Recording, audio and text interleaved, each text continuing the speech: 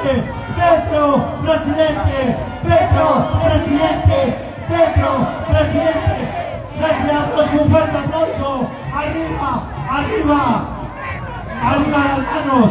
¿Dónde está la gente del pacto histórico? ¿Dónde están los amigos de Petro? Arriba, Petro, presidente, Petro, Petro, Petro, ¡Presidente! Petro, ¡Presidente! Petro. ¡Presidente! ¿Dónde están los amigos del pacto histórico? ¿Dónde está la gente? ¿Dónde está la gente de Boyacá? Doctor Gustavo Petro, bienvenido a nuestro departamento, al departamento de Boyacá, un departamento que lo quiere mucho. Bienvenido, muy buenas tardes. Gracias, muy amables, gracias. Todas, todos. Las trojanas. Ya estamos mejor.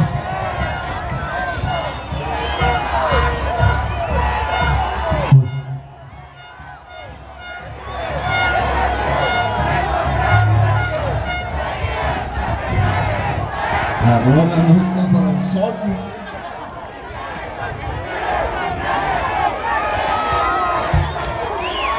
Voy a tomar aquí otra foto para la prensa.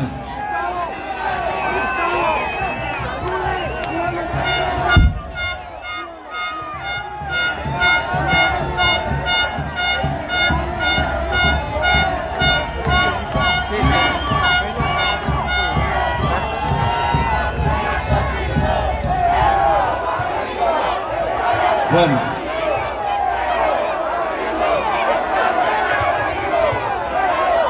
ahora sí Tunja rompió todas las barreras.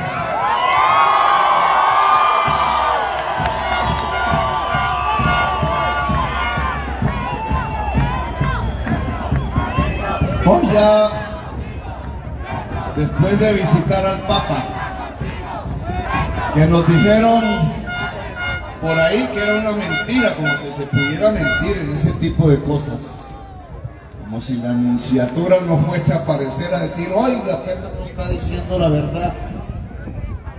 Después de ir allá en una audiencia privada, de la que solo puedo comentar realmente mis inquietudes frente al Santo Padre, la necesidad de la paz en Colombia y de un esfuerzo aún mayor, y la necesidad de una lucha a fondo contra la crisis climática, nos venimos, y esta es la primera manifestación después de esa reunión, aquí en Tunja.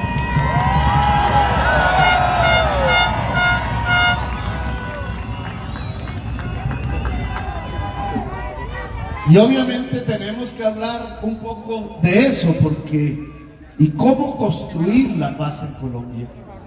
¿Cómo después de un gobierno que decidió hacer trizas la paz, que decidió quitarle la ilusión a la sociedad colombiana de ser como todas las demás en general? Son muy pocas las sociedades que en el mundo han decidido caminos de violencia, y lo hacen es por cortos plazos.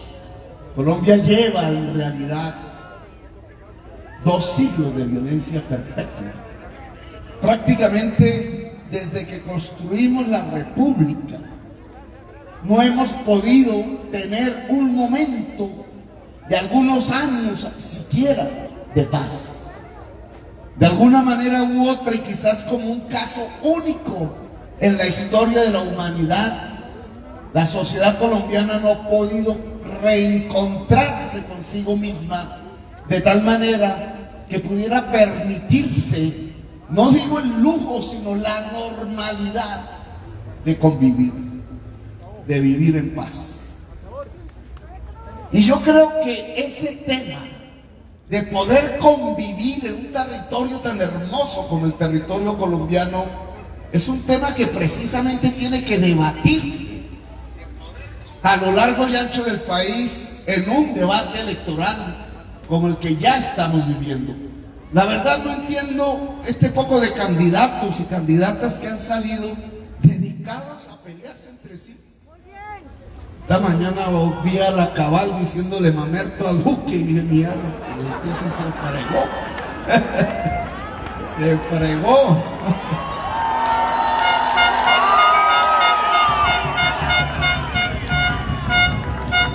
Las cosas que hay que ver, peleándose entre sí por egos, por competencias, en cierta forma demostrando ellos mismos en su propia personalidad, en su propia manera de entender las cosas y de tratarse entre sí, pues la inmensa incapacidad que en la historia la sociedad colombiana ha tenido para poder simplemente entenderse, dialogar, conversar, convivir. El nombre de la paz es convivir. La convivencia es el sinónimo de la paz. Y ya que aquellas candidatas y candidatos no hacen más que pelear entre sus propios partidos, en sus propias coaliciones, pues a nosotros nos corresponde otro destino. A nosotros nos corresponde hablar de los problemas nacionales, plantear lo que creemos puede ser una solución sin que nos la sepamos todas, porque en una sociedad tan compleja y unos problemas tan complejos, pues nadie puede abrogarse el derecho de decir que tiene la verdad y que tiene la razón. Al contrario, lo que hemos propuesto es un pacto. Es la posibilidad que las diferencias, que la gente diferente se pueda encontrar en unos acuerdos comunes. Y uno de esos acuerdos comunes indudablemente debería ser cómo transitar de esa sociedad de 2 siglos de violencia perpetua hacia una era de paz, tal como la inmensa mayoría de las sociedades del mundo viven hoy, ahora mismo. ¿Cómo lograrlo? Es un tema de propuestas, es un tema de acuerdos, es un tema de pacto. Lo que le hemos propuesto a toda la sociedad colombiana es pactar.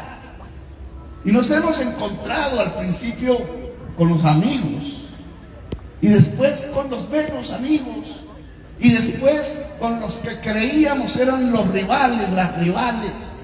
Y nos gustaría encontrarnos con la totalidad de la sociedad colombiana en esta búsqueda de encontrar los caminos a los problemas complejos que nos impiden convivir en Colombia.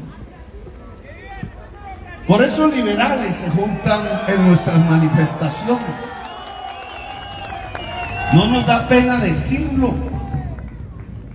¿Por qué nos va a dar pena decir que no podemos atraer, por ejemplo, un liberalismo que ha hecho parte de la historia de Colombia y que tiene sus errores fundamentales, indudablemente, pero que han tenido también unos aciertos de los que no podemos olvidarnos? Por ejemplo, acabar la esclavitud. ¿Por qué nos daría pena juntarnos con ese espíritu, esa manera de entender las cosas que impidió que en Colombia continuase un régimen económico tan oprobioso como el de construir riqueza sobre la base del trabajo esclavo, de la traída forzosa de gentes de color del África para venir aquí a vulnerarlos en su mínima capacidad, en su dignidad misma como seres humanos y transformarlo en cosas? Los conservadores, defensores de la esclavitud a mediados del siglo XIX, decían y se levantaron en armas para defender esa tesis que los esclavos eran propiedad privada y que por tanto los liberales lo que iban era a expropiar la libertad, la propiedad privada de los esclavistas, y que si lo iban a hacer había que indemnizar a los dueños de esclavos con dinero público, y los indemnizaron. Y habría que pensar que había en nuestra sociedad como para que ese tipo de ideas fuesen gobierno, fuesen poder, se defendiesen con las armas en la mano. Pensar que unos seres humanos eran propiedad privada de otros. Por aquí llegaron los ejércitos que venían de Antioquia y otros que venían del Cauca a rodear a Bogotá para impedir la libertad de esclavos. Uno lo dirigía un señor de apellido Arboleda, que hoy tiene el nombre de una universidad privada, muy prestigiosa, y otro un señor de apellido Borrell, que debía ser por allí abuelo o bisabuelo de Misael Pastrana Borrell. La coincidencia de los apellidos no es extraña, porque es que son los herederos de los esclavistas los que han continuado gobernando Colombia. Y son, o somos, los herederos de los esclavos los que hemos sido mantenidos en una exclusión permanente en las grandes decisiones y en la riqueza de la sociedad colombiana, del país que llamamos Colombia. Y yo creo que aquí está, en mi entender, el origen de la violencia. Es que es esa práctica de exclusión permanente, esa ausencia de democracia, esa ausencia de decirle a las gentes todas, la mayoría descendiente de los esclavos, que son parte de este país, que no solamente son parte de este país, sino que caben en Colombia, que no tienen por qué ser excluidos porque son los verdaderos dueños del territorio, que son los verdaderos dueños del futuro, que sin ellos no se puede construir una nación. La exclusión permanente durante estos 2 siglos de las mayorías de colombianos y colombianas, exclusión durante tanto tiempo que ya muchísimos de esos mismos excluidos creen que es normal, creen que es que así se vive, creen que así es el mundo. Decían los esclavistas en Antioquia, los esclavos, ojo por esos liberales, masones que los quieren liberar, porque es que es mejor vivir de esclavo porque hay comida, a irse a las calles a mendigar la comida siendo libres. Y con eso intentaban que los mismos esclavos defendieran la esclavitud. Y los hubo gente esclava que alistaran los ejércitos de los esclavistas, salió armas al hombro a luchar en contra de la libertad de los esclavos, es decir, en contra de su propia libertad. Algo parecido ocurre hoy. Partes de la sociedad excluida aún siguen aplaudiendo el que se les excluya, aún sigue pensando que el orador, aquel que dice que es necesario tener derechos y garantizar los derechos, es un populista. ¿Cuándo se ha visto que una sociedad que demanda los derechos que existen por el simple hecho de ser seres humanos son populistas? El derecho a la educación, el derecho a la salud, el derecho a vivir. Y sin embargo, fíjense ustedes que no hace mucho, algunos meses, salieron miles, decenas de miles, quizás centenares de miles de jóvenes, nuestros hijos e hijas, a pedir ser dignos, a exigir simplemente la dignidad como una respuesta genuina de la vida, a exigir el derecho a existir. ¿Y cuál fue la respuesta? La respuesta, por una parte, fue dispararles directo a los ojos. Por otra parte fue descuartizarlos, quemarlos. Por otra parte fue aprisionarlos. Por otra parte fue desaparecerlos. Por otra parte fue encarcelarlos. ¿Qué tipo de régimen?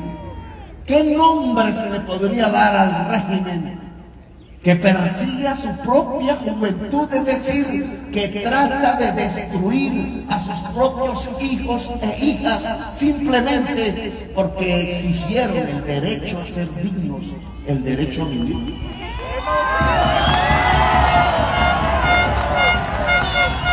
¿Lo vamos a llamar una democracia? No.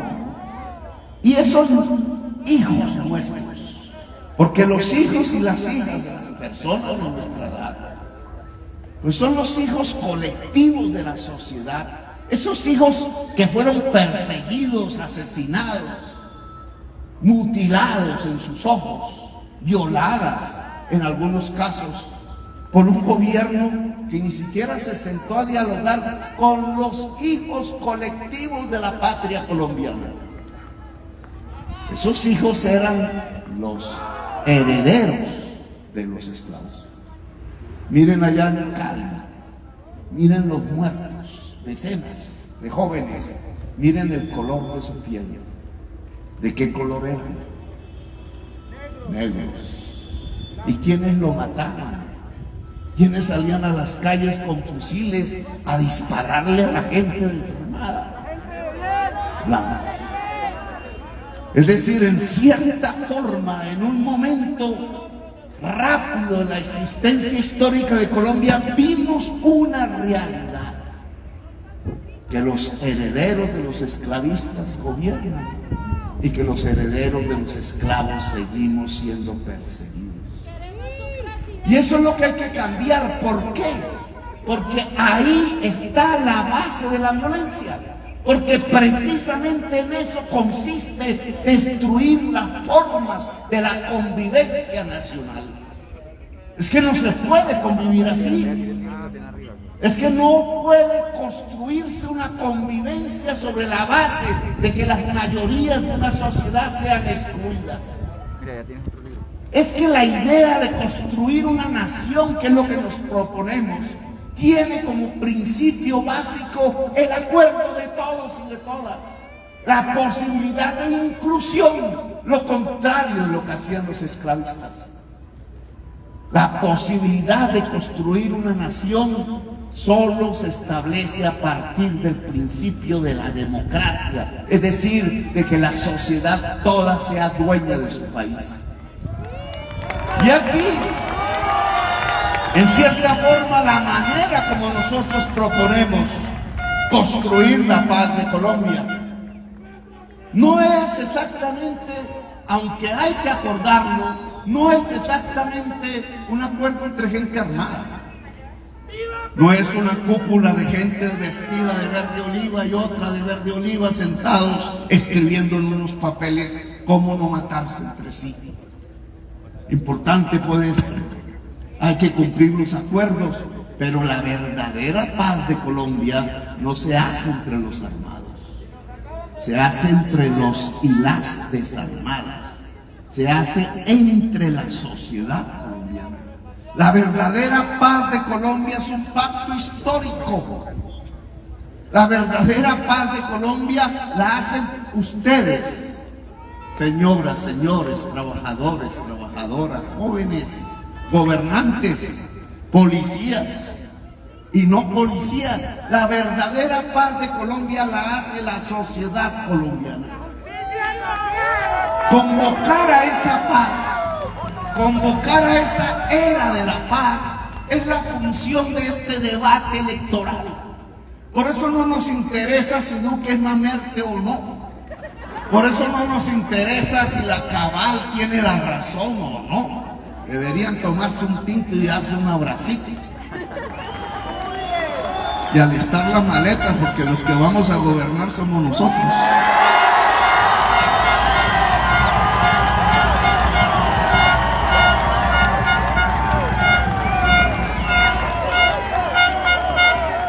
De lo que queremos pactar, de lo que queremos hablar,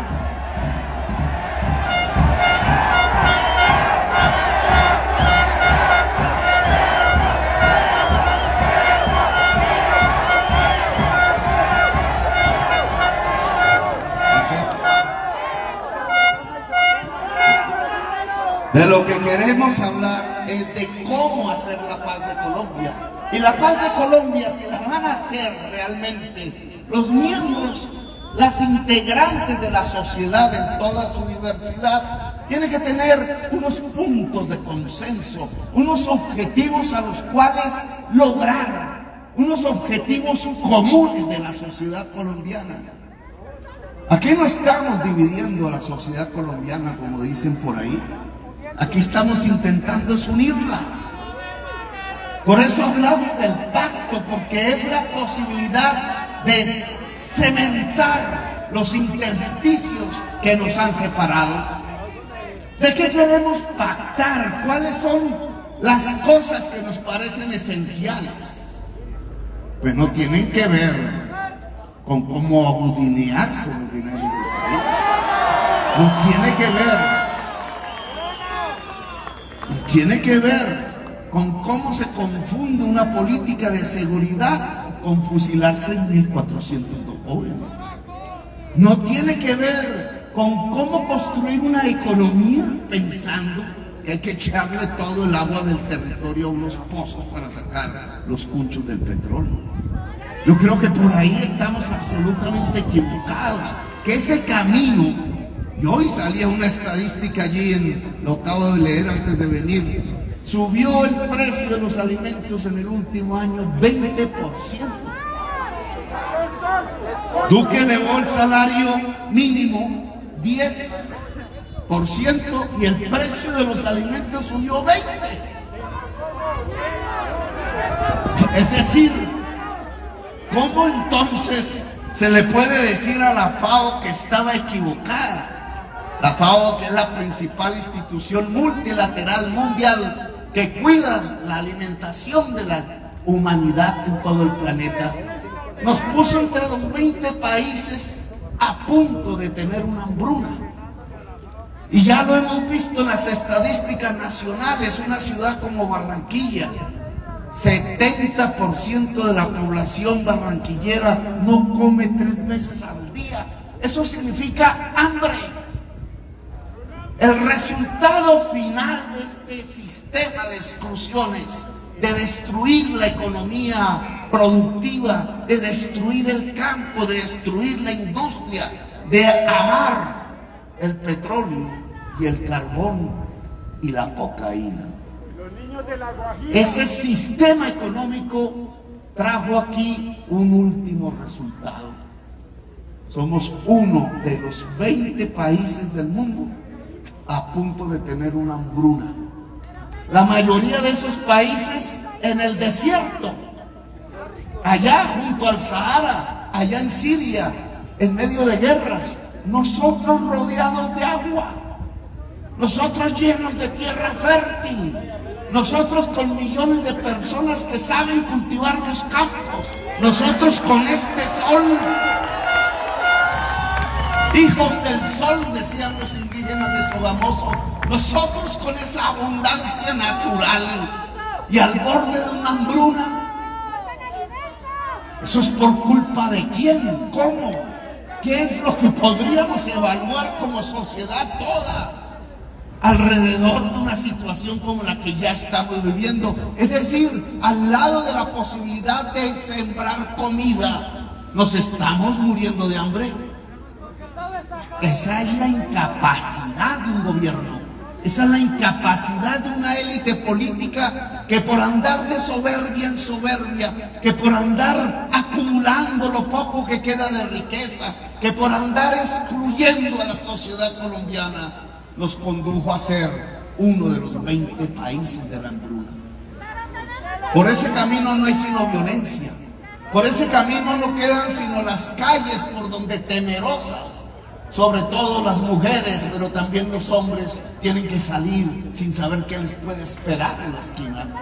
Por ese camino no queda sino la degradación social, porque el que tiene hambre y tiene hijos trata de resolver por algún medio, incluso violento, el problema, y nos vamos hundiendo en la violencia y nos vamos hundiendo en la inseguridad, y se nos volvió un problema mirar al otro colombiano, un tema de miedo mirar al otro colombiano. ¿Qué mujer camina en una calle y si un hombre viene por una acera siente tranquilidad? ¿Qué mujer si mira a la espalda para ver si la siguen siente tranquilidad? ¿Cuántas mujeres al caminar por las calles de Colombia miran a su espalda? ¿Cuántos hombres, que no es solo de las mujeres, al subirse un bus piensan que pueden bajarse tranquilos del bus?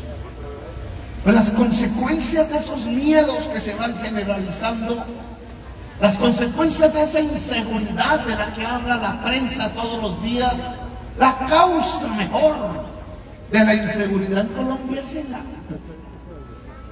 El hambre que está llegando a la esquina, a la calle, a la casa, que está invadiendo el país que llaman del encanto, el país del agua, el país verde, el país del sol, el país de la gente que cultivaba los campos.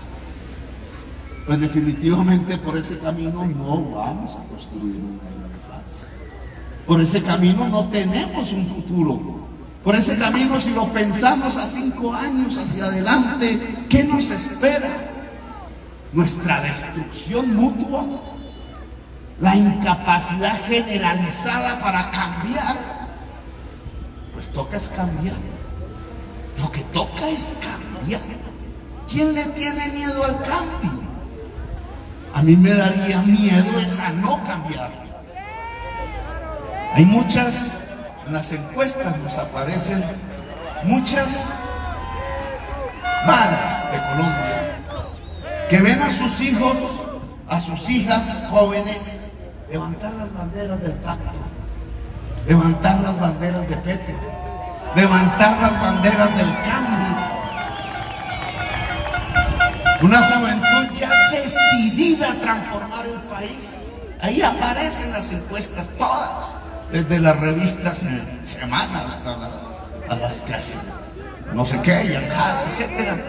Una juventud decidida a cambiar. La mamá a veces tiene miedo también. ¿Y qué le pasará a mis hijos? ¿Y qué le pasará a esta juventud si sale a las urnas de manera masiva a cambiar la historia de Colombia? ¿Qué podrá ser de su destino? Y yo tendría que decirles que tratemos de tranquilizarnos, porque el cambio no es lo que atemoriza en Colombia.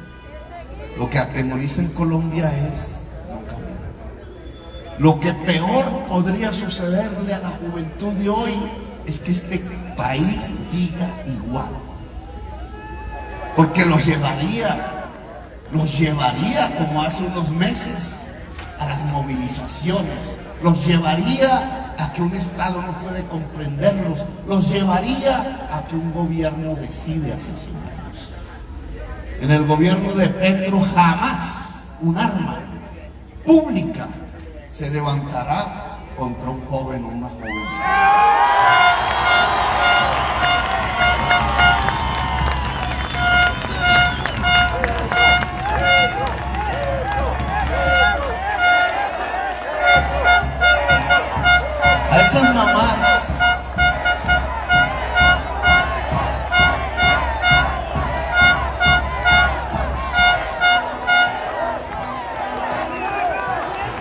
A esas mamás que yo entiendo, porque cuando era joven también mi mamá sentía miedo y había por qué sentir miedo, porque me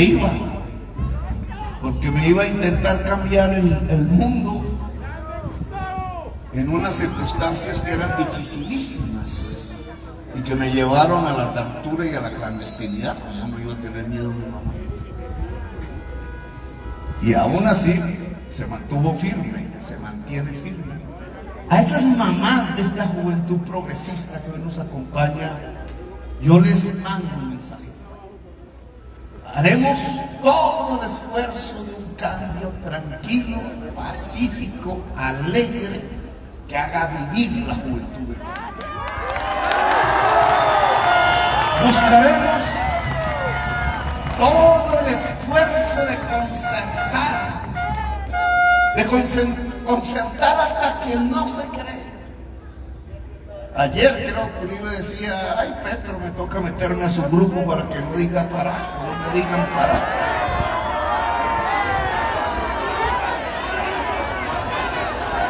Yo digo, no necesita meterse a mi grupo. Yo creo que ahí hay un poco que no quisieran ni querrían jamás. Pero, ¿por qué no hablar con Uribe? Yo le voy a garantizar al señor Uribe, a sus hijos, a su esposa, a su familia, que no los vamos a perseguir. No les vamos a chuzar los teléfonos, no les vamos a montar procesos judiciales, no les vamos a embargar los sueldos, no les vamos a embargar los bienes. Nosotros no expropiamos. Los que expropiaron fueron los que le quitaron a 6 millones de campesinos sus tierras, no nosotros. Nosotros lo que queremos es devolvérselas. Eso no se llama expropiación, eso se llama apropiación. Nosotros no expropiamos, nosotros no le queremos quitar a la juventud y a la niñez de Colombia su derecho a estudiar. Los que lo expropiaron fueron otros que se llevaron los dineros del internet de la juventud y de la niñez campesinas, y los que se llevaron los dineros de la universidad pública, y los que se llevaron los dineros de la educación en general a comprar tanques de guerra, a comprar aviones y bombas. Al joven no lo dejaban entrar a la universidad y entonces pues le arrojaban una bomba. Una sociedad suicida sería el que sigue ese camino. Nosotros no expropiamos. Nosotros no le quitamos la vida a 6.402 jóvenes de Colombia. Los expropiadores fueron otros. Quitaron tierras, quitaron casas, quitaron las oportunidades de trabajar. Quebraron 600.000 empresas de 1.800.000 porque eran pequeñas. Me decía la periodista en el debate, pero es que eran microempresas. Sí, claro, pero había 3 millones de trabajadores, sobre todo trabajadoras y jóvenes aquí. Y salieron a la calle al hambre. ¿Y por qué? Porque prefirieron llevarse el dinero público a los banqueros y enriquecernos más. En medio de la pandemia, en medio de la enfermedad, decidieron llevarse el dinero público a la EPS, no al hospital, no a la médica, no a la enfermera, sino al gran dueño financiero de las EPS. Y nos fuimos muriendo por ahí, porque a mí me tocó un poco del problema. Nos fuimos muriendo en las camas, en las casas, porque no había hospital. Muchos murieron sin saber que tenían COVID, porque no les llegaba la prueba. ¿A cuántas les llegó las pruebas después de la enfermedad? O peor aún, después de la muerte. No, nosotros no vamos a ser como ellos. Decía Marco Aurelio, un gobernante romano hace tiempos, lo que hay que hacer es no ser como el rival, ser diferentes. Nosotros somos demócratas. Y entonces el presidente Uribe puede vivir aquí con sus nietos, tranquilo. La historia lo juzgará, no nosotros. No nosotros. Y si algún día quiere hablar conmigo de cómo podemos democratizar la tierra sin expropiar, conversaremos. Como hemos conversado aquí con empresarios, como hemos conversado con los banqueros, como hemos conversado con los señores de las esmeraldas y los señores del maíz y los señores de las carreteras y de los buses. Con todos y todas, si hemos conversado con el Papa, porque no podemos conversar con todos y todas. ¿Pero de qué vamos a conversar? No de cómo a Petro le va bien, eso ya no me interesa mucho, ya he vivido suficiente y me ha gustado vivir. No de cómo nos repartimos ahí la tajada del presupuesto, no me interesa. No de cuántos contratos me corresponden, no quiero ni uno. Salí de la alcaldía y no tenía para que me embargaron. Ojo. ¿Cómo resolver el problema de la comida de mi familia la semana siguiente? No me robé un peso Y me siento orgulloso de eso, porque un gobernante no puede sentirse orgulloso de eso. Claro, alguien con mucha razón diría, eso no lo tiene que decir Petro, porque así debe ser. Pues claro, así es que debe ser. Los gobernantes no están para robarse la caja común de la gente, y menos los dineros de los pobres. Así debe ser. Un gobernante elegido no tiene por qué robar, y si roba, su único puesto es la cárcel. Y ese es lo que le prometo al corrupto, su único puesto es la cárcel. Entonces, ¿de qué vamos a hablar si no es de eso? De lo que habla la política común y corriente de Colombia, política sucia y degradada. Pues vamos a hablar de los derechos de la gente, porque esa es la base de la paz. ¿Qué es convivir? ¿Qué es vivir en paz? Que se le garanticen los derechos fundamentales a la gente. Derechos fundamentales de la gente. Hablemos de la salud. Yo lo que propongo es algo que hicimos incluso con éxito, porque se demostró que las tasas de mortalidad infantil se caían. Se demostró que las tasas de mortalidad de la mujer embarazada se caían. Se demostró que la desnutrición se podía caer. Demostramos que podíamos superar el hambre, pero con un sistema de salud diferente.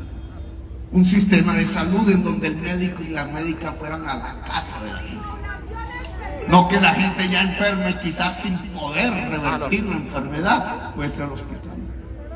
Que fuese el personal de salud casa por casa a mirar dónde está el viejito, qué tiene, dónde está la viejita, qué tiene, dónde está la mujer embarazada, come bien. Y si no come bien, entonces ¿qué hacemos? Llevamos la comida. Y el niñito y la niñita está desnutrido, no está la leche. En esa casa, en esas casas encerradas, ¿quién se va a dar cuenta? ¿El gobierno cuando ya toca enterrar al niño? ¿O llevamos los médicos allá a mirar? Que le abran la puerta y miren, esta niñita, si se le da leche, puede vivir. ¿Cuánta gente se puede salvar con un sistema de salud así? Se le llama sistema de salud preventivo. Lo hicimos cuando yo goberné 4 años y demostramos que sirve. Claro, no se llama EPS. Claro, ahí no hay negocio, ahí no hay mercancías. Que se vende, no estamos vendiendo nada. Que se compra, no se está comprando nada. Se está viviendo y ejerciendo el derecho fundamental a la salud. ¿Por qué no podemos hablar de eso para toda Colombia? ¿Por qué no podemos hablar de las pensiones? ¿Cuánta gente se pensiona en Colombia? ¿Cuánta gente en este mismo parque ya de edad, un poco más desocupado, no andan con un puesto de bonais por ahí recorriendo a ver si se pueden comprar un plato de sopa? Hay 3 millones de viejos y sobre todo de viejas, de viejitas que no tienen con qué comer, que se la rebuscan por ahí, algunos con hijos y ayudan, la mayoría solos. Y esa es la sociedad colombiana, 3 millones. Me pregunto yo, ¿y no hay un sistema pensional que pudiera garantizarles un recurso con, por lo menos, vivir en dignidad con un plato caliente de sopa y un colchón donde dormir y un afecto que tener? Al hombre y a la mujer, al hombre y a la mujer que dedicaron toda su vida al trabajo, a sostener esta sociedad y a construir este país. No se puede. ¿Qué le decimos al viejo campesino cafetero que durante toda su juventud y edad madura sostuvo a Colombia y le entregó miles de millones de dólares en café exportado, que no tienen derecho a pensionarse? ¿Podríamos llamar justicia a eso? Alguno de los candidatos que por lo menos se atrevió a hacer alguna propuesta, porque hasta ahora el debate no propone, pero ese se atrevió, entonces dijo, no, hay que quitarle a los pensionados que más tienen para darle a los que no tienen pensión. No, ni siquiera las matemáticas, porque si yo le quito a los pensionados que más tienen, solo recojo 200.000 millones de pesos. Pero para darle a 3 millones de viejos y de viejas que no tienen pensión, necesito 18 billones de pesos. Esa cuenta no me sale, no es por ahí. Y el candidato lo dijo porque no se atrevió a decir lo que toca decir.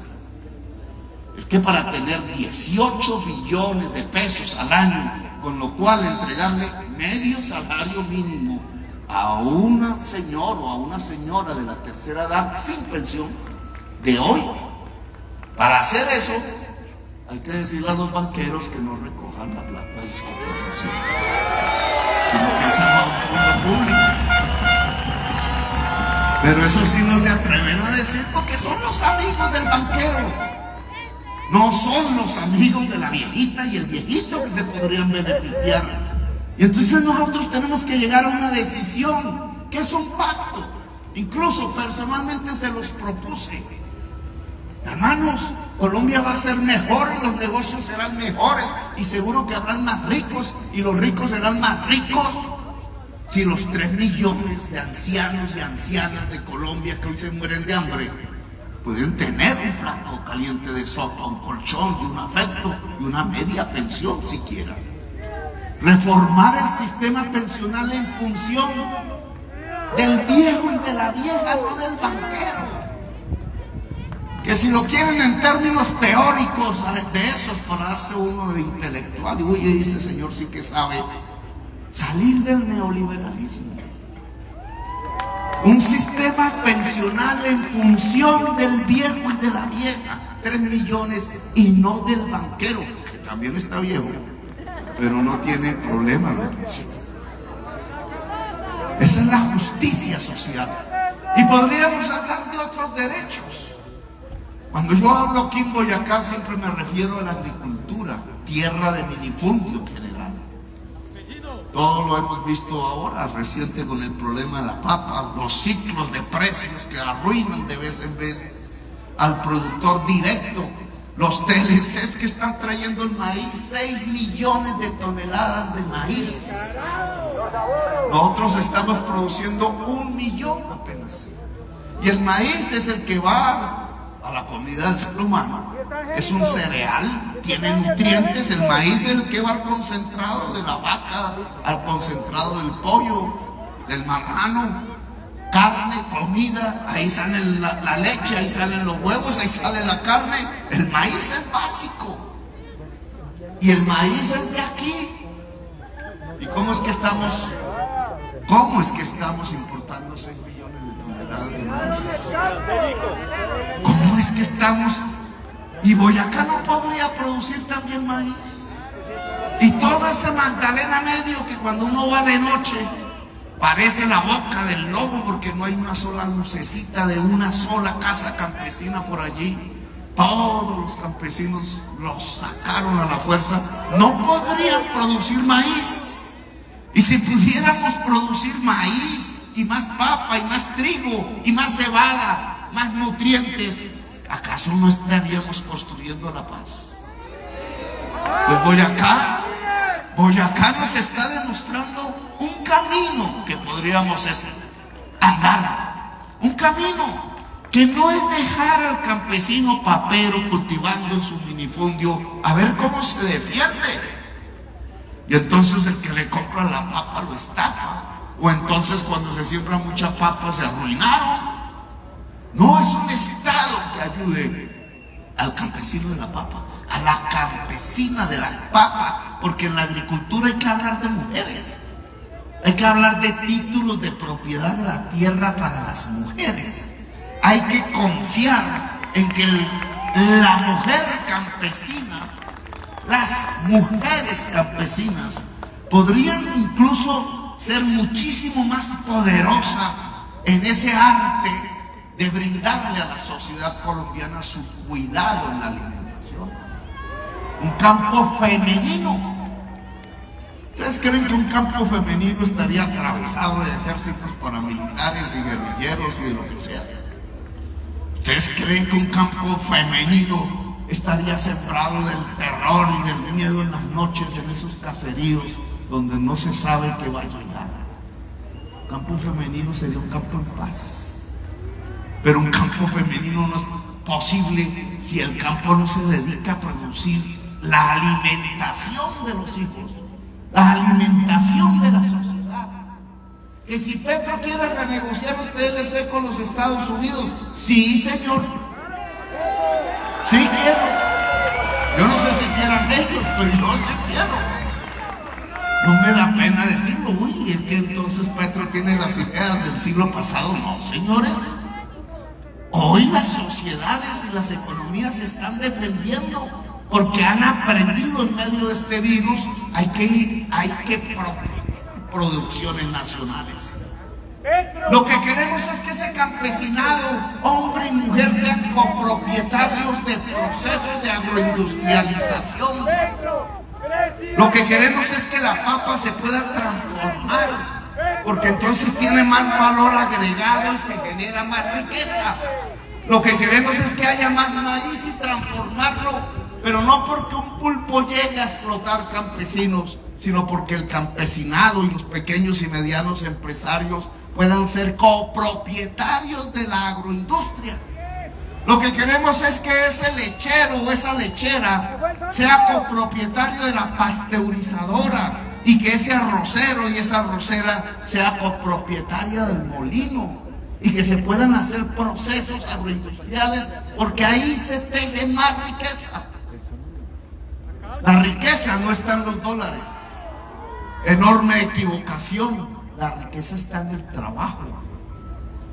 Cuando la élite colombiana incapaz decidió que era mejor tener los 40.000 millones de dólares del carbón y del petróleo al año que los 6.500 millones de dólares del café, no hizo la otra cuenta, y era que en el petróleo y el carbón había solo 150.000 puestos de trabajo, y en cambio en el café habían 2,5 millones.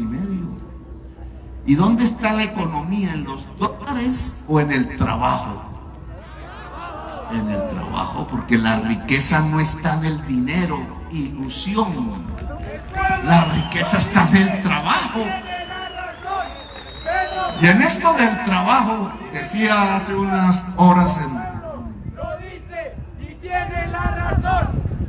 José Marco Aurelio, cálmese un poquito.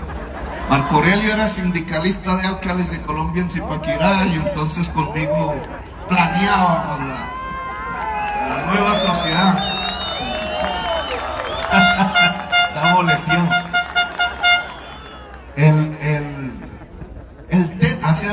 Hace 2 horas en una conferencia decía, esa agricultura que tenemos que fortalecer, porque ahí está la riqueza, puestos de trabajo, esa agroindustria, esa industria que aquí se estableció, que hasta alcanzamos a armar carros. Hoy tiene unas nuevas bases que tenemos que lograr democratizar en toda la sociedad colombiana. Hoy no se puede utilizar las termos, le decía a los mineros del carbón que se hicieron presentes, aquí deben estar. Hoy necesitamos que los mineros del carbón se conviertan en propietarios de las granjas de energía solar, que en estas tierras, miren cuánto sol, podrían generar una energía limpia, no mortal para la humanidad. Antes de esperar que el mundo cierre las minas del carbón y la gente quede aguantando hambre, ¿por qué no lo hacemos desde allá? ¿Cómo sería este corredor industrial si pudiéramos combinar la energía limpia del sol, la conectividad de la fibra óptica y el conocimiento de toda la juventud? El conocimiento de toda la juventud, tanto el académico en ciencias como el de la sensibilidad en artes, es la base de la riqueza de hoy. Lo he repetido en 1 y 1000 plazas, es que el trabajo del siglo XXI ya no es muscular, sino cerebral. Y el alimento del cerebro, que necesita del alimento de los músculos, alimentos, que es la comida, es esencialmente el saber, la educación. Y no es una educación de ser pilo paga, de poner a la gente a competir a ver cómo se llevan el dinero público a subsidiar la universidad privada, sino es el dinero público fortaleciendo la universidad pública, porque para que un joven pobre pueda estudiar, y no uno, no 10,000, no los mejores, que no hay mejores en el estudio, no hay mejores, lo que hay es que unos sirven para una cosa y otras sirven para otra cosa y otras para otra. No todos pueden ser matemáticos, ni quieren. Y no es mejor el matemático que la poeta, sino que la sociedad necesita de la matemática y de la poesía. Por tanto, es la pluralidad de saberes, es el intelecto general, multicolor, lo que nos permite la base de la economía y del trabajo actual en el siglo XXI en Boyacá. Y entonces aquí tenemos una potencialidad enorme.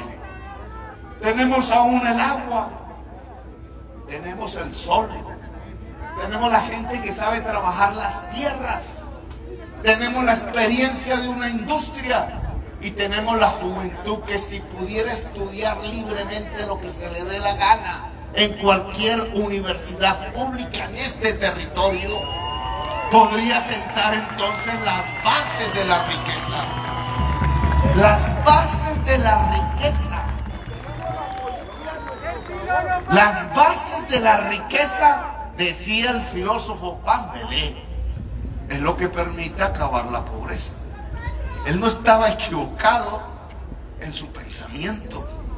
¿Cómo se supera la pobreza? Pues siendo rico, decía él. Es mejor ser rico que pobre. Pambelé tenía la razón, pero ¿cómo se construye la riqueza? Y entonces aquí es con las condiciones para poder trabajar. Porque si la riqueza es el trabajo, y el trabajo es esencialmente cerebral en el siglo XXI, entonces a la sociedad hay que darle las condiciones para poder trabajar, que es la forma de generar la riqueza y superar la pobreza. Y esas condiciones son tierras, claro, y son fibra óptica, claro, que es la nueva tierra del siglo XXI.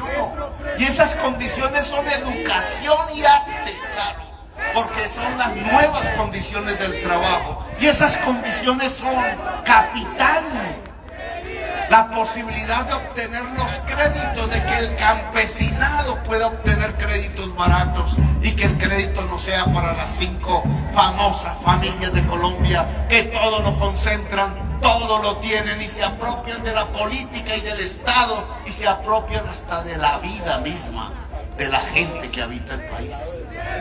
Es entregarle a millones de colombianos y colombianas las condiciones para producir riqueza. Y aquí en este lugar, en esto que llamamos el eje industrial de Boyacá, que puede hablarle tanto a la industria, porque la tuvo y la tiene aún, porque puede hablarle a la agricultura que rodea ese eje, que puede hablarle a la gente laboriosa, porque aquí hay una cultura de la labor, que puede hablarle a su juventud de saberes, porque aquí hay un sistema educativo que todavía resiste y es bueno, sino que tenemos que ampliarlo más, sino que tenemos que lograr que toda la juventud pueda ingresar, sino que tenemos que lograr que el crédito pueda entregarse a más, a millones, sino que tenemos que lograr que la tierra pueda producir más, porque tenemos que lograr simplemente producir más riqueza. La propuesta del pacto histórico y de este candidato que les habla es producir riqueza, no es producir pobreza. Pobreza es la que nos han producido en este momento. O el hambre, ¿qué es? El hambre es pobreza. O la violencia, ¿qué es? Las condiciones para poder trabajar.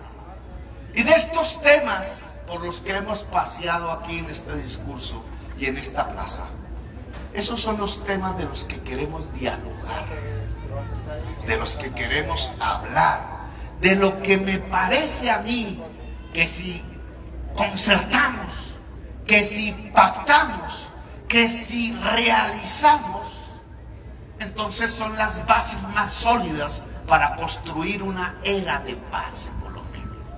Es decir, poder transitar de 2 siglos de violencia perpetua, de generaciones enteras, hacia una sociedad que le pueda decir a esta juventud y a nuestros años ya cuando avancen, y a esta niñez y a la niñez que viene, que por fin tiene una sociedad como las demás sociedades del mundo.